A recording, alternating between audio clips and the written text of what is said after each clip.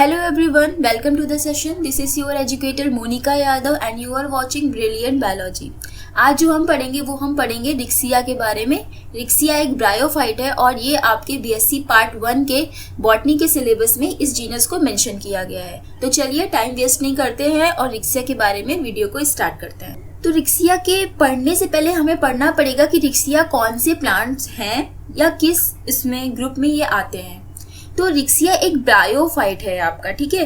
तो ब्रायोफाइट समझते हैं पहले हम लोग। ब्रायोफाइटा कौन से प्लांट्स होते हैं? तो ये एक ऐसे प्लांट्स होते हैं जिनका नेचर या फिर जिनकी बॉडी कैसी होती है, थैलॉइड होती है। थैलॉइड का मतलब आप लोग समझोगे कि ये ऐसे प्लांट्स हैं जिनमें आप रूट, स्टेम एंड लीव का डिफ्रेंसिएशन नहीं कर सकते हो। आप अपने चारों तरफ देखते होंगे, आपको बड़े बड़े पेड़ दिखते होंगे, छोटे छोटे पौधे दिखते होंगे। उन पौधे में आपको क्या दिखता होगा? स्टेम दिखती होगी, उसमें से लीफ निकलती हुई दिखती होंगी और साथ में जमीन के नीचे उसकी आपको रूट्स मिलती होंगी। तो आप देख के पता लगा सकते हो कि हाँ ये इसकी लीफ है, ये इसकी स्टेम है और ये इसकी रूट्स है। आप डिफ्रेंशिएट कर सकते हो। लेकिन कुछ ऐसे भी प्लांट्स होते हैं जिन्हें हम लोअर प्लांट्स कहते हैं और इन लोअर प्लांट्स में हमें कोई भी ऐसे स्ट्रक्चर्स देखने को नहीं मिलते हैं। उसमें ना आपको पत्ती देखने को मिलेगी, ना स्टेम देखने को मिलेगी, ना ही जड़ें देखने को मिलेगी। आप डिफ्रेंशिएट नहीं कर पाओगे। तो ऐसे प्लांट्स को हम कहते हैं, ये कौन से प्लांट्स होते हैं? ये आपके होते हैं थैलॉइड्स और ये बिलोंग करते हैं थैलोफाइटा ग्रुप से।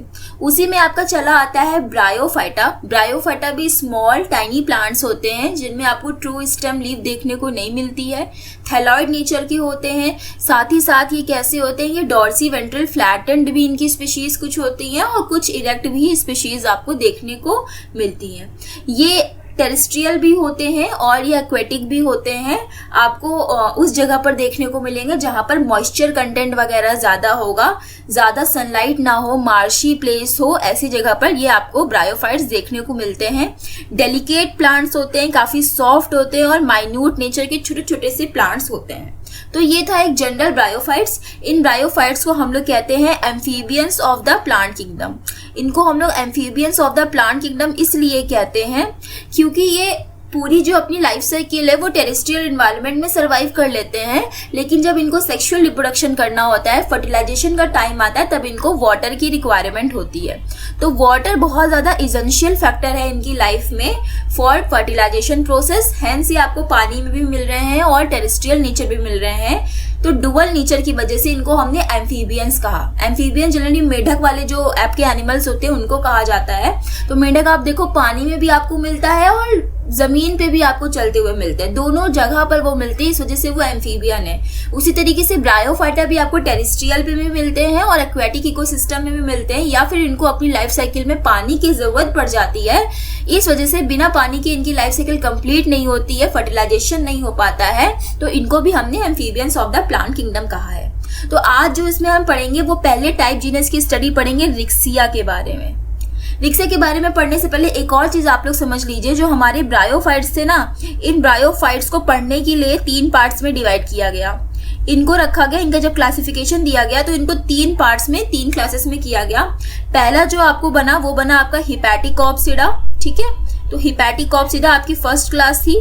दूसरी थी आपकी एंथोसिरोटॉप्सिडा, एंथोसिरोटॉप्सिडा। और जो तीसरी आपकी क्लास थी वो थी आपकी मॉसेस या फिर जिन्हें हम कहते हैं ब्रायोप्सिडा। तो ये 3 क्लासेस में ब्रायोफाइट्स को डिवाइड किया गया था। ये जो हिपैटिकॉप्सिडा था, इन्हीं हिपैटिकॉप्सिडा को हम लोग लीवर वॉर्ट्स भी कहते हैं और जो एंथोसिरोटॉप्सिडा है इनको हम लोग हॉर्न वॉर्ट्स कहते हैं, ठीक है। ये कॉमन नेम इनकी क्लासेस को दिया गया था क्योंकि इनके मॉर्फोलॉजी कुछ इस तरीके से लग रही थी, तो इसी वजह से जैसे देखने में लग रहे थे उनका कॉमन नेम उसमें दे दिया गया।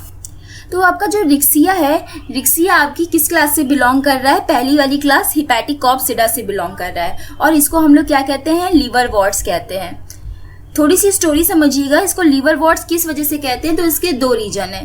पहला रीजन तो ये है कि पुराने टाइम में, एंशियंट टाइम में लीवर टॉनिक्स बनाई जाती थी इन प्लांट से। मतलब हिपैटिकॉप्सिडा के जितने भी इसके अंदर जितने भी प्लांट्स आते हैं उन प्लांट से क्या बनाई जाती थी? लीवर टॉनिक बनाई जाती थी और ये लीवर को डैमेज होने से बचाती थी। लीवर से रिलेटेड जितनी भी डिजीज होती थी, ऐसा मानते थे उस टाइम के लोग, पुराने टाइम के लोग, कि रिक्सिया का, मर्केंशिया का या फिर और भी लीवर वॉर्ट्स का अगर हमने जूस उसको पिला दिया है पेशेंट को, तो उसके पास जो लीवर की प्रॉब्लम्स होंगी वो सही अलग ही हो जाएंगी, तो इस वजह से इनको लीवर वॉर्ट्स कहा गया।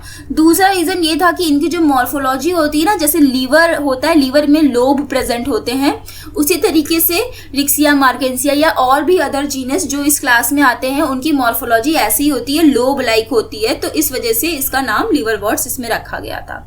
आई होप आपको इतनी बातें एक जनरल समझ में आ गई होंगी। इसमें 2 पॉइंट्स बहुत इंपॉर्टेंट है जहां से आपका एमसीक्यू क्वेश्चन भी बनेगा। एक तो ये बनेगा कि amphibians of the plant kingdom किसे कहा जाता है, तो वो ब्रायोफाइट्स को कहा जाता है। दूसरा ये भी बन सकता है कि हिपैटिकॉप्सिडा का कॉमन नेम क्या है, तो इनको हम लोग लोअर वॉर्ट्स कहते हैं, लीवर वॉर्ट्स कहते हैं, और ये आपके लोअर ब्रायोफाइट्स होते हैं। ठीक है, तो रिक्सिया आपका आज का पहला जीनस है। ऐसे ही हम लोग मार्केंशिया और भी जीनस जो आपके सिलेबस में है सबको डिस्क्राइब करेंगे। आज हम लोग स्टार्ट कर रहे हैं अपने पहले जीनस से जिसका नाम है रिक्सिया। तो रिक्सिया का सबसे पहले हम लोग क्लासिफिकेशन समझते हैं कि किस किस क्लास में इसको रखा गया है। डिवीजन इसका क्या है, ब्रायोफाइटा है। क्लास इसकी हिपैटिकॉप्सिडा है। किस ऑर्डर में आता है, तो ये मार्केंशियल्स वाले ऑर्डर में आते हैं। मार्केंशियल्स में आपको 2 पढ़ने, एक तो पहले आप रिक्सिया पढ़ोगे जो आज हम लोग पढ़ेंगे, दूसरा इसी मार्केंशियल ऑर्डर का एक और मेंबर पढ़ना है मार्केंशिया, जो हम लोग अपने नेक्स्ट वीडियो में इसके बारे में डिस्कस करेंगे। और जीनस क्या है हमारा, जीनस रिक्सिया है। तो ये था इसकी सिस्टमैटिक पोजीशन। नेक्स्ट हम लोग बात करते हैं इसके हैबिटेट की, मतलब रिक्सिया का पेड़ आपको कहाँ कहाँ पर देखने को मिलेंगे। इसको देखने से पहले आप लोग रिक्सिया का पिक्चर देखो। ये आपको जो दिख रही है ग्रीन कलर का, यहाँ पर एक पेड़ दिख रहा है, ये है रिक्सिया का पेड़।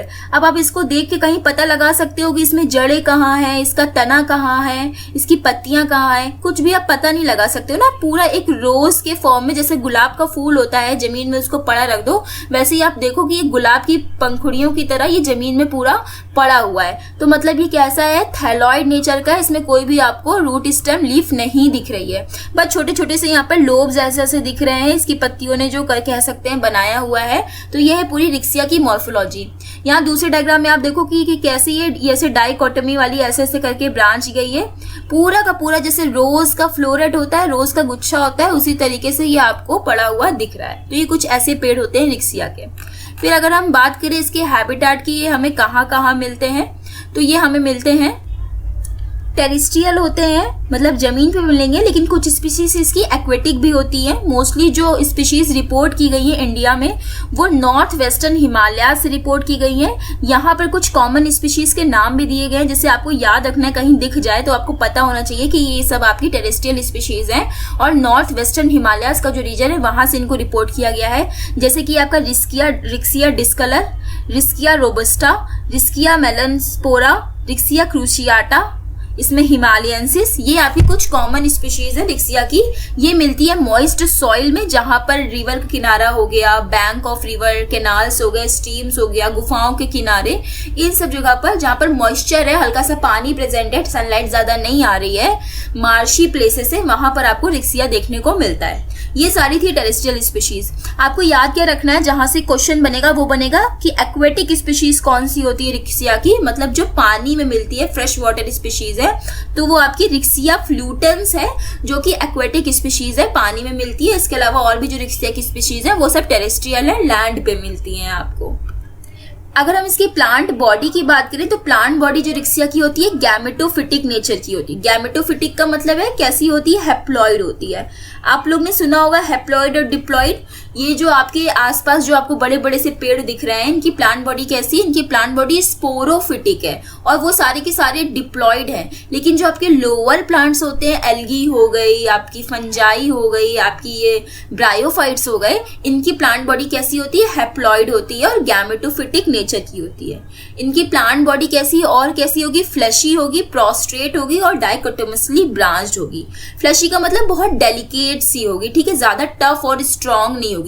प्रोस्ट्रेट का मतलब है जमीन पे आप देखो प्रोस्ट्रेट पड़ी हुई है, जैसे हॉरिजॉन्टली नहीं ग्रो करती है कोई चीज क्रीप करते हुए जमीन में, तो ये क्रीप तो नहीं है लेकिन जमीन में चिपटी हुई ये ग्रो करती है। ऊपर आपको कोई इरेक्ट सिस्टम इसमें ज्यादा देखने को नहीं मिलता है। और डाइकोटोमसली ब्रांच का मतलब है कि आप इसकी ये ब्रांचेस देखो, ये देखो ऐसे करके डाइकोटोमस की तरह डिवाइड है, मतलब ऐसे करके गया है, फिर यहाँ पे ऐसे डिवाइड है, फिर यहीं से आगे डिवीजन होगा, इसमें ऐसे डिवाइड हो जाएगा, फिर आगे डिवीजन होगा, ऐसे डिवाइड हो जाएगा। तो ये 1 2 ये जो दो पार्ट्स में इसका एपेक्स चल रहा है, इसी ब्रांचिंग को हम कहते हैं डाइकोटोमसिस टाइप ऑफ ब्रांचिंग, जो कि आपको रिक्सिया में देखने को इसमें मिलती है। अगर हम और आगे बात करें रिक्सिया के बारे में, तो इसका जो स्ट्रक्चर होता है वो वेज शेप का होता है या ऑपकॉर्ड होता है। ठीक है, ऑपकॉर्डेड का मतलब है इसमें थोड़ा सा मतलब ओवल टाइप का, थोड़ा सा वेज शेप का रहता है, ये पूरी तरीके से सर्कुलर भी नहीं रहता है। थैलस लगभग 5 से 7 मिलीमीटर की लॉन्ग होती है और 1 से 2 मिलीमीटर इसकी चौड़ाई होती है। ये सारी बात कर रहे हैं हम लोग टेरेस्ट्रियल स्पीशीज के बारे में। लेकिन अगर हम एक्वेटिक स्पीशीज के बारे में बात करें जिसका नाम है रिक्सिया फ्लूटेंस, अगेन ये मोस्ट इंपॉर्टेंट है, ये पूछा जाता है आपसे कि कौन सी एक्वेटिक स्पीशीज है, तो याद रखना रिक्सिया फ्लूटेंस है। इसकी लंबाई लगभग होती है 30 से 50 मिलीमीटर और इसकी चौड़ाई होती है 1 से 2 मिलीमीटर ब्रॉड होता है ये। तो अब हम लोग बात करेंगे रिक्सिया की मॉर्फोलॉजी के बारे में। अगर हम इसकी मॉर्फोलॉजी की बात करें तो इसकी मॉर्फोलॉजी 2 पार्ट्स में डिवाइड है, मतलब इसकी जो बॉडी है वो 2 पार्ट में स्टडी की जा सकती है। एक डॉर्सल साइड से स्टडी कर सकते हैं हम लोग और दूसरी हम लोग वेंट्रल साइड से स्टडी कर सकते हैं। ये जो अभी यहाँ पर थैलस पड़ी हुई है आप लोग देख रहे होंगे, ये क्या है, इसका डॉर्सल साइड है। ठीक है, डॉर्सल साइड का मतलब क्या है, जो टुवर्ड्स सन की तरफ होता है। मान लीजिए यहाँ पर सन है, ठीक है, सन की रेज नीचे अर्थ पे पड़ रही है और यहाँ पर आपकी लैंड है। इस लैंड में आपका क्या लगा हुआ है, इस लैंड में यहाँ पर टेरेस्ट्रियल एनवायरनमेंट में रिक्सिया लगा हुआ है। तो जो डायरेक्ट सन की रेज इसके ऊपर पड़ रही हैं, जो मतलब ऊपर वाला साइड है, टुवर्ड्स द सन वाला साइड है, वो आपका डॉर्सल साइड होता है। वहीं पर अगर आप इसी थैलस को पलट के देखोगे तो जो अर्थ की तरफ वाला, जमीन की तरफ वाला जो पार्ट होता है वो इसका वेंट्रल साइड होता है। ठीक है, तो ये जो अभी आप ऊपर देख रहे हो ये क्या है, इसका डॉर्सल साइड है, और जब इस थैलस को आप पलट दोगे इसके पीछे की तरफ देखोगे तो आपको इसका वेंट्रल साइड दिखेगा। तो कुछ चीजें डॉर्सल साइड पे प्रेजेंट होती है, कुछ चीजें इसकी वेंट्रल साइड पे प्रेजेंट होती है। जैसे कि ये अगर आप बगल वाले डायग्राम में देखो, इस डायग्राम में आप देखो, इस डायग्राम में डॉर्सल साइड दिखाया गया है। तो डॉर्सल साइड में क्या होता है, ये आपकी डाइकोटोमस एक ब्रांच है। इस ब्रांच में आप देखोगे यहाँ पर गया हुआ है एक मिड डॉर्सल ग्रूव। ग्रूव का मतलब एक मिड लाइन की तरह थोड़ा सा डिप्रेशन जाता है। ठीक है, और यहीं पर जो आपका एपिकल पोर्शन है, यहाँ पे क्या प्रेजेंट होती है, एपिकल नॉच। ये जो ये बनी हुई है यहाँ पर, ये मैंने जो डाइकोटोमस बनाई है, यहाँ पे थोड़ा सा डिप्रेशन है, इसको क्या बोलते हैं, इसको एपिकल नॉच कहते हैं। तो इतनी चीजें रिक्सिया के डॉर्सल साइड पे प्रेजेंट होती हैं। वहीं अगर हम वेंट्रल साइड की बात करें, थैलस को पलट के देखें, तो थैलस को जब हम पलटेंगे तो आपको कुछ हेयर लाइक ये स्ट्रक्चर्स दिख रहे होंगे। इनको हम लोग कहते हैं राइजॉइड्स, और उनके किनारे पे जो मार्जिन है, इन मार्जिन में प्रेजेंट होती हैं आपकी स्केल्स। ठीक है, तो डॉर्सल साइड स्मूथ होता है, यहाँ पर आपको कुछ भी ऐसे स्ट्रक्चर नहीं दिखते हैं देखने में, लेकिन जब आप इसको पलट के देखोगे तो आपको हेयर लाइक स्ट्रक्चर्स पीछे दिखेंगे, खुरदुरा खुरदुरा दिखेगा। तो वो हेयर लाइक क्या होते हैं, उसके राइजॉइड्स होते हैं और उसकी स्केल्स प्रेजेंट होती हैं। राइजॉइड क्या करेंगे, राइजॉइड जमीन में अटैच है तो उसको अटैच रखने का काम करेंगे और वहां से पानी, खाना, ये सारा न्यूट्रिशन ऊपर तक पहुंचाएंगे। वहीं स्केल्स क्या करती है, स्केल इस थैलस को, रिक्सिया की जो मार्जिन्स हैं ये, इनको प्रोटेक्शन देती हैं ताकि ये डैमेज ना हो पाए। वहां पर स्केल का ये काम होता है। तो आई होप आपको डॉर्सल एंड वेंट्रल इसकी मॉर्फोलॉजी समझ में आ गई होगी। तो रिक्सिया का डॉर्सल सरफेस कलर किस कलर का होता है, ये लाइट ग्रीन कलर का होता है और डार्क ग्रीन कलर हो सकता है जैसे जैसे मैच्योरिटी होगी। ठीक है, डेलिकेट होता है और आपको एक मिड ग्रूव बीच में देखने को मिलता है जिसे हम मीडियन लॉन्गिट्यूडनल ग्रूव कहते हैं, जो डिप्रेशन के साथ एंड होता है ऊपर की तरफ एपिकल रीजन में, और उस रीजन को हम नाम देते हैं एपिकल नॉच का। हमेशा जो ग्रोथ होगी, थैलस की जो लंबाई आगे बढ़ेगी, वो ग्रोइंग पॉइंट कहाँ होगा, इसी एपिकल नॉच में होगा। ठीक है, मेन फंक्शन क्या होता है, जो आपको मीडियन लाइन दिख रही है, मिड डॉर्सल ग्रूव हो रहा है, इसका मेन फंक्शन क्या होता है, इसका मेन फंक्शन ये होता है इसी ग्रूव में, इसी गहराई में पानी को बचा के रखना, किसके लिए, फर्टिलाइजेशन की प्रोसेस के लिए। वेंट्रल सरफेस की बात करें तो वेंट्रल सरफेस खुरदुरा होता है, डॉर्सल सरफेस स्मूथ था। वेंट्रल सरफेस में आपको स्केल्स मिलते हैं और राइजॉइड्स मिलती हैं। जो स्केल्स होते हैं ये मार्जिन पर प्रेजेंट होती हैं और ये वॉयलेट कलर की होती हैं क्योंकि इनके अंदर एक पिगमेंट प्रेजेंट होता है जिसका नाम है एंथोसाइनिन। ये मल्टी सेलुलर होती है। मल्टी सेलुलर आप लोग देख सकते हो, यहाँ पर ये स्केल का डायग्राम बना हुआ है। इसमें आप देखो ये 1 सेल है, ये 2 सेल है, ये 3 सेल है, ये 4 सेल है। काफी सारी सेल आपस में मिलकर एक स्ट्रक्चर बनाई है जिसे हमने स्केल कहा है। तो यहाँ पे बहुत सारी सेल है, इस वजह से स्केल कैसी है, मल्टी सेलुलर है और 1 सेल की थिकनेस होती है, मतलब ये एक ही लेयर है, इसमें कोई वर्टिकल और लेयर नहीं प्रेजेंट होंगी। जैसे एक सिंपल सी मैट होती है उसी तरीके से ये एक लेयर की स्ट्रक्चर होती है। ठीक है, कलर क्यों इस वजह से आता है मैंने बताया, इसमें पिगमेंट प्रेजेंट होता है स्केल में जिसका नाम है एंथोसाइनिन। ठीक है, ये सेल सैप में प्रेजेंट होता है और यही वॉयलेट और पर्पल कलर का होता है। तो जब इसका डिसोल्यूशन हो जाता है सेल सैप से तो ये कलर आपको इसमें दिखता है, आपको स्केल्स का वॉयलेट कलर, और ये मार्जिन में अरेंज होती है सिंगल रो में। अगर हम बात करें हाइग्रोफिलस स्पीशीज की, हाइग्रोफिलस स्पीशीज का मतलब है ऐसी स्पीशीज जिनको मॉइस्चर की जरूरत होती है, तो उनमें जो स्केल्स प्रेजेंट होती हैं वो इफीमरल होती हैं। ठीक है, इफीमरल का मतलब है शॉर्ट लिव्ड होती है, थोड़ा टाइम के लिए बनेंगी फिर वो वहां पर गायब हो जाएंगी। वहीं कुछ स्पीशीज होती हैं जो जीरोफिलस होती हैं। जीरोफिलस का मतलब जहां पर ड्राई कंडीशन है, जीरिक कंडीशन है, पानी की कमी है, तो वहां पर लीव्स हमेशा प्रोटेक्शन की तरह काम करेंगी और वो परसिस्टेंट होंगी, लॉन्ग टाइम के लिए रहती हैं। तो ये दोनों बात आपको याद रखनी है। कोई ऐसी स्पीशीज है जो पानी के पास है तो वहां पर स्केल कैसी है, टेम्परेरी है, और जो ऐसी स्पीशीज है जो ड्राई इन्वायरमेंट में है, ऐसी जगह है जहां पानी की कमी है, तो वहां पे स्केल्स कैसी होती है, परसिस्टेंट होती है। यहाँ पर एक स्पीशीज का नाम दिया गया जिसका नाम है रिक्सिया क्रिस्टलिना। इसमें जो स्केल्स होती हैं वो टोटली एब्सेंट होती हैं। ये बात आप लोग याद रखना कि कौन सी रिक्सिया की स्पीशीज में स्केल्स एब्सेंट होती हैं। तो रिक्सिया क्रिस्टलाइना ये स्पीशीज है, इसमें स्केल्स आपकी इनकॉन्स्पिक्यूअस होंगी या फिर ये पूरी तरीके से एब्सेंट होती हैं। फिर अगर हम लोग बात करें राइजोइड्स की, जो कि वेंट्रल साइड में ये भी प्रेजेंट है और पानी को एब्जॉर्प्शन का काम कर रहे हैं। ये राइजोइड्स कैसे होते हैं, यूनिसेलुलर होते हैं। स्केल कैसी थी, मल्टी सेलुलर थी। राइजोइड्स कैसे होते हैं, यूनिसेलुलर होते हैं। आप देखो ये एक सेल है पूरी, कोई भी इसमें सेप्टा या पार्टीशन नहीं है, तो ये एक सिंगल सेल है, इस वजह से हमने कहा यूनिसेलुलर होते हैं और अनब्रांच्ड होते हैं। इसमें कोई आपको साइड से देखो ब्रांचिंग नहीं दिख रही होगी, सिंगल सिंगल ऐसे ऐसे करके आपके राइजोइड्स गए हैं। ये राइजोइड्स जो होते हैं ये जो लोअर एपिडर्मिस की सेल होती है वहां से निकलते हैं। ये आपकी एपिडर्मिस की सेल थी, ठीक है, ये एपिडर्मिस की सेल यहाँ पे प्रेजेंट थी, इन्हीं से आपके राइजोइड्स निकलते हैं। और राइजोइड्स आपके दो टाइप के इसमें प्रेजेंट होते हैं, एक होते हैं स्मूथ वॉल्ड राइजोइड्स और दूसरे होते हैं आपके ट्यूबरकुलेट राइजोइड्स। तो इन दोनों में फर्क क्या है, स्मूथ वॉल्ड में एंड ट्यूबरकुलेट में, थोड़ा सा हम लोग डायग्राम से समझते हैं इसको। तो राइजोइड का स्ट्रक्चर कुछ इस तरीके से होता है। ये यूनिसेलुलर है, तो यहाँ पर मैंने एक यूनिसेलुलर बना लिया है। इसकी दो वॉल होती है, एक इनर वॉल होती है और एक आउटर वॉल होती है। तो ये मैंने इनर वॉल बनाई और इसी के बाहर मैंने आउटर वॉल बनाई। ये देखिए, ये होते हैं राइजोइड्स और उसके अंदर कुछ सेल सैप वगैरह फिल होता है। ये होते हैं आपके स्मूथ वॉल, जिसकी इनर और आउटर वॉल दोनों ही स्मूथ चल रही है, उन्हें हमने स्मूथ वॉल राइजोइड्स कहा है। वहीं एक राइजोइड्स ऐसे होते हैं जिनकी आउटर वॉल तो आपकी स्मूथ चलती है, लेकिन इनर वॉल क्या करती है, थोड़ी देर तक जाती है फिर ऐसे प्रोजेक्शन बनाती है, फिर थोड़ी देर तक जाती है फिर ऐसे प्रोजेक्शन बनाती है, इधर से भी थोड़ी देर तक जाएगी फिर प्रोजेक्शन, थोड़ी देर तक जाएगी फिर प्रोजेक्शन, फिर थोड़ी देर जाएगी फिर प्रोजेक्शन। तो आप देखो इनर वॉल कैसी है, इसकी इनर वॉल स्मूथ नहीं चल रही है। इनर वॉल में आपके पेग लाइक और प्लेट लाइक की ग्रोथ हो रही है जो सेल के ल्यूमन की बाहर की तरफ आ रही है। ये जो अंदर वाला हिस्सा है इसे हम लोग ल्यूमन कहते हैं, ठीक है। तो ये थी आपकी आउटर लेयर और ये है आपकी इनर लेयर। इनर लेयर क्या हो रही है, अंदर की तरफ मुड़ रही है, वो मुड़ा हुआ पार्ट प्रोजेक्शन कहाँ आ रहा है, ल्यूमन की तरफ आ रहा है। ऐसे राइजोइड्स को हम लोग ट्यूबरकुलेट राइजोइड्स कहते हैं। तो स्मूथ वॉल में दोनों कॉमन लेयर है, स्मूथ चल रही है, वहीं आपकी ट्यूबरकुलेट में आउटर लेयर तो स्मूथ है लेकिन इनर वाली कैसी है, प्रोजेक्शन टाइप की, आपको मुड़ी मुड़ी दिख रही है। तो ये होते हैं हमारे ट्यूबरकुलेट राइजोइड। अगर हम बात करें एक्वेटिक स्पीशीज की, ऐसी स्पीशीज जो पानी में ऑलरेडी प्रेजेंट है, तो आप खुद सोचो उसके आसपास पानी है, वो एक्वेटिक स्पीशीज है, तो उसको इतना ज्यादा एब्जॉर्प्शन की पानी की जरूरत नहीं पड़ेगी। पानी के एब्जॉर्प्शन कौन कर रहे थे, राइजोइड्स कर रहे थे। तो इसका मतलब क्या है कि एक्वेटिक स्पीशीज जिसका नाम है रिक्सिया फ्लूटेंस, उसमें आपकी राइजोइड्स और स्केल्स क्या होती हैं, एब्सेंट होती हैं। रिक्सिया फ्लूटेंस की बॉडी भी नॉर्मल रिक्सिया की बॉडी से अलग होती है और बड़ी होती है। यहाँ पर आप देखो कि उसकी बॉडी कैसी थी, उसकी बॉडी जमीन में प्रोस्ट्रेट थी। ये देखो कैसी है, थोड़ी सी इसकी बॉडी उससे बड़ी है। यहाँ पर आप पिक्चर देख सकते हो, ये है रिक्सिया फ्लूटेंस की पिक्चर, पानी के पास है, एक्वेटिक स्पीशीज प्रेजेंट है। ये भी आपकी डाइकोटिमसली ब्रांच है, लेकिन इसकी मॉर्फोलॉजी रिक्सिया के टेरेस्ट्रियल स्पीशीज से काफी अलग है, ठीक है। तो ये बात आपको समझ में आ गई होगी। अब मॉर्फोलॉजी के बाद जो नेक्स्ट हम लोग पॉइंट पढ़ेंगे वो पढ़ेंगे हम लोग एनाटॉमी।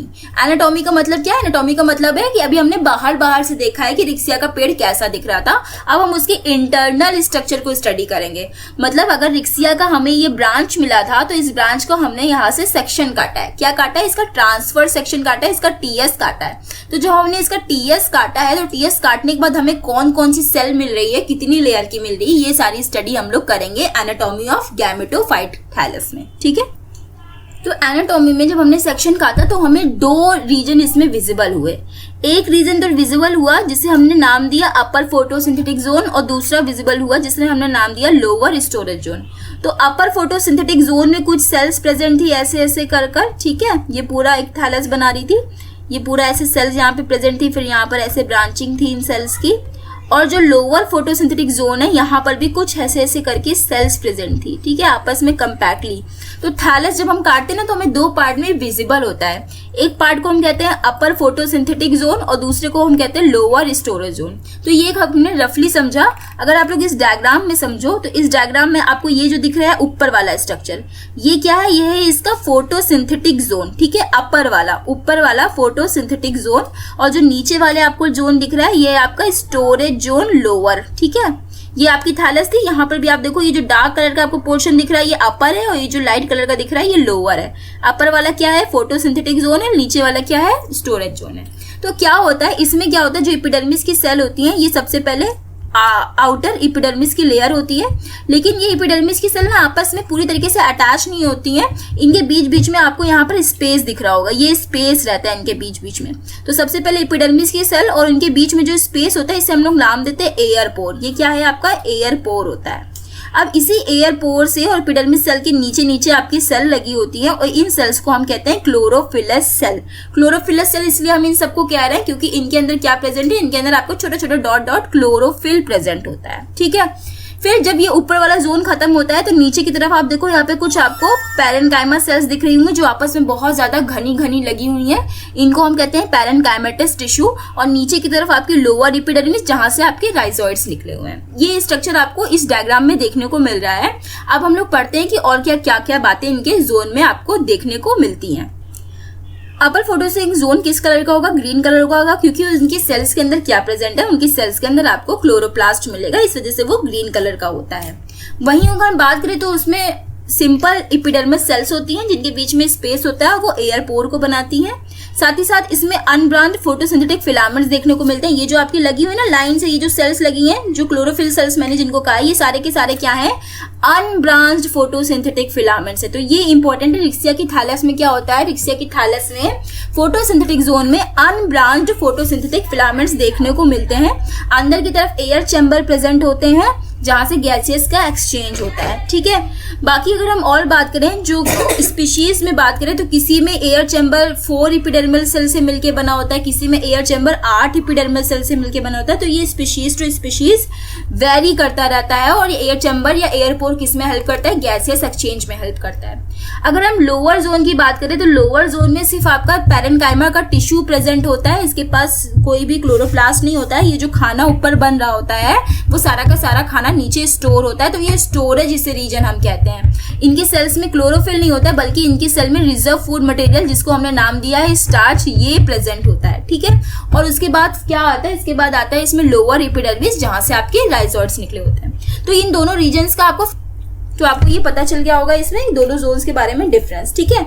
जैसे कि अपर फोटोसिंथेटिक जो जोन था, फोटोसिंथेटिक जोन में क्या बनता है, आपकी फोटोसिंथेसिस होती है। फोटोसिंथेसिस का मतलब क्या है, यहाँ पर फोटोसिंथेसिस हो रही है तो आपका क्या बन रहा है, खाना, मतलब फूड या ग्लूकोज बन रहा है। अब ये खाना ऊपर बन जाएगा तो कहीं ना कहीं इसको स्टोर होना पड़ेगा, तो नीचे वाली स्टोरेज जोन में ये सारा का सारा खाना स्टोर होके रखता है, ठीक है। कहने का मतलब ये है कि खाना बनता है इस जोन में, यहाँ पर खाना बनता है और इस वाले जोन में खाना स्टोर होके यहाँ पर प्रेजेंट होता है इन द फॉर्म ऑफ। ये था रिक्सिया की मॉर्फोलॉजी के बारे में। नेक्स्ट वीडियो में हम लोग बात करेंगे रिक्सिया के रिप्रोडक्शन के बारे में। अगर आपको लेक्चर अच्छा लगा हो तो आप अपनी क्लासमेट्स, अपने फ्रेंड्स के साथ इसे शेयर करिए और पढ़ते रहिए। Bye bye everyone.